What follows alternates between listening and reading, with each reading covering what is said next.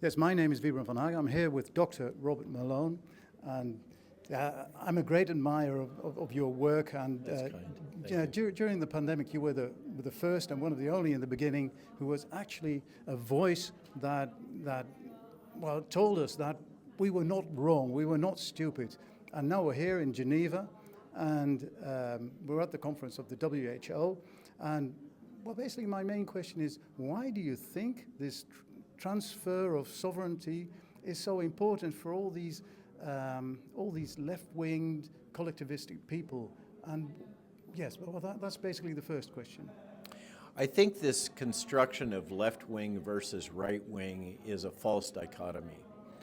What we're looking at is the rise of a new type of technologic globalism based on the thesis that now that we can acquire massive amounts of data on individuals and their behaviors to market products to them in the form of Google and Amazon and the GARM agreement and, of course, the Trusted News Initiative. Now that we have all those capabilities, we can apply them to managing and manipulating human populations globally.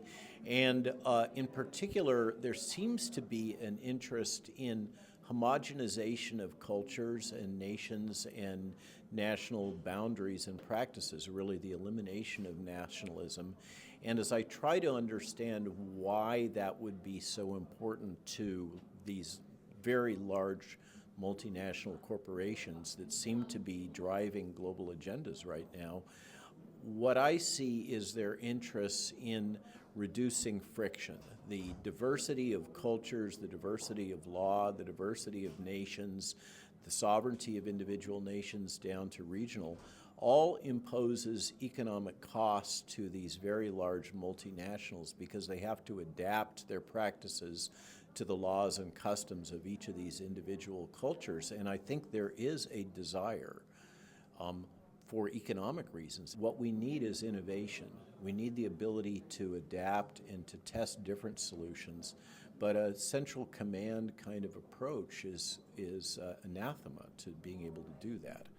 I believe we absolutely must resist this push towards central bureaucratic planning. It will eventually fail, but it will cost enormously in terms of human misery and loss of life for who knows how many decades until we get to the point of failure. Because we already know the end point. We know that central planning doesn't work. We don't need to run this experiment again. Yeah, we've seen that in the Soviet Union, of course. Most notably. Miserably failed. But so the distinction between left and right is gone. It's more freedom against control.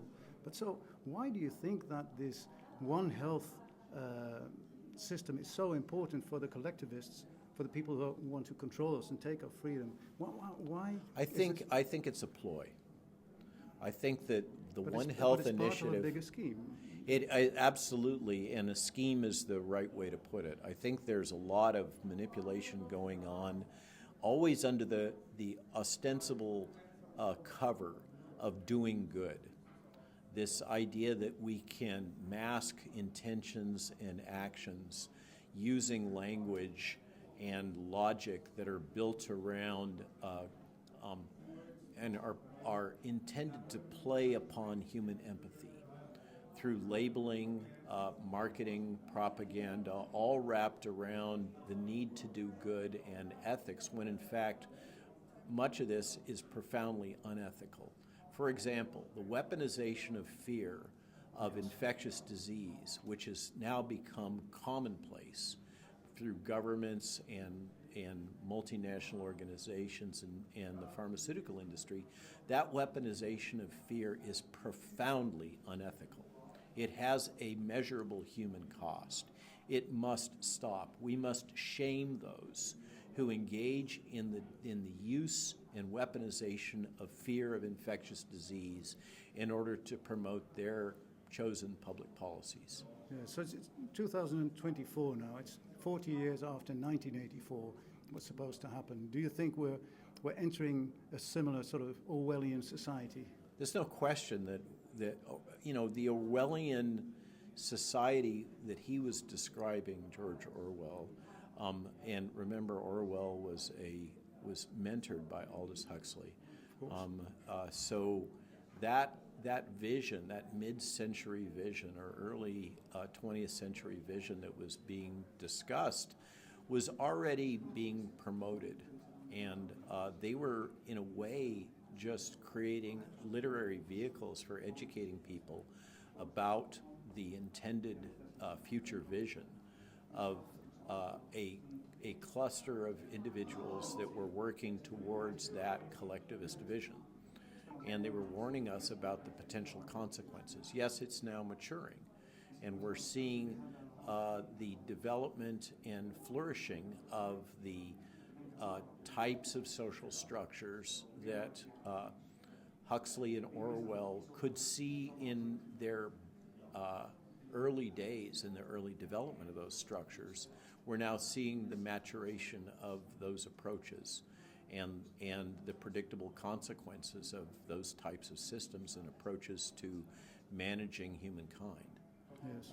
So it's absolutely not, what it speaks to is the profound insight of Orwell, Huxley, and others that were in that opposition movement. With a beautiful novel, We. Yeah, there are many that, as we look back in the historic record, that also understood fundamentals of totalitarianism, as we saw it embodied during the mid-century period that we call the Second World War and the rise of fascism. What we have now is a new form of corporatism that has strong components that resemble Mussolini's version of fascism, but now have additional capabilities having to do with surveillance, propaganda, censorship, information control and management, and of course now we have artificial intelligence and the drive towards transhumanism, the replacement of human labor by machines and robotics. I mean, we are at a nexus in history. There's no question about it. Yes, but it's really different from previous revolutions. Now that we have all this technology in place, so that there might be a point of no return. And that's maybe my last question. Are you still positive that even with all this artificial intelligence, with all the social media, with all the measures of technical control that the governments can impose on us, or the bureaucrats within those governments? Well, exactly, yes. Are you still positive that we will be able to win, that we will have our individual freedom, our rights, our constitutional rights? No, I'm not positive. I think that we are in for decades of challenges, and we need to think very carefully about how we as individuals, as families, as communities, and as nation states can persevere through the next decade or more of pressure that we are all going to be subjected to. We've allowed this globalist movement to mature to a point that this is not going to be resolved in a year or 5 years. It's going to be decades. Yes. And well, like the Soviet Union, it took them 70 odd years to overcome this dystopian, precisely, collectivistic, totalitarian. And the history of the Soviet Union hopefully doesn't predict the history of the West, but they had to go through some profound challenges culturally and economically. Yes. And I fear that we are looking at that kind of a horizon over the next few decades. And I think that prudent individuals and communities need to think hard about how to persevere and survive and to maintain their culture and their information in the face of what's ongoing. I am convinced that there is active efforts to disrupt the historic established cultures of Europe. Yes. Well, and the West in general. That this open borders, which is having such a profound impact, these open border policies which are having such a profound impact on Western cultures and economies, that's not just happenstance.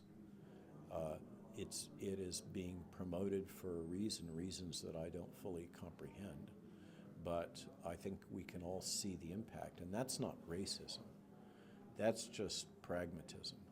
Exactly. Everybody sees it happening. Yeah. But anyway, I want to thank you very much. We will all keep on fighting and for our freedom, for our constitutional rights, and I really will keep on following you. And you remain a great source of inspiration for a lot of us. And Thank you. I hope you're aware of that. So keep Thank on the good work. Thank you very much. Thank you, sir.